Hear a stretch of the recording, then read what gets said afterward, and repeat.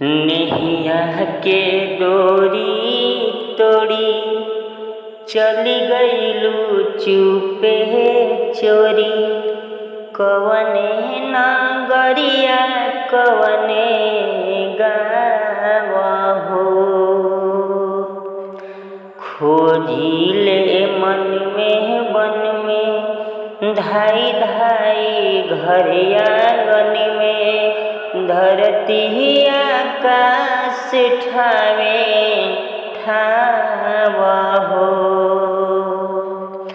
देह के ना पाता गइलू कहवा ना पाता भइलू।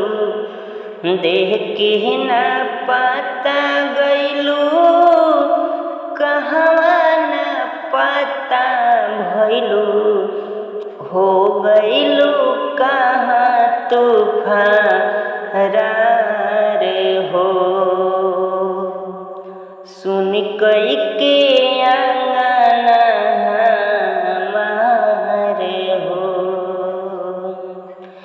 कवने बिरछिया चिरई खोतवा लगवलू जाके। कवने बिरछिया चिरई खोतवा लगवलू जाके। सुन कई के आंगना हमार हो, उड़ गइलू पखिया पासा।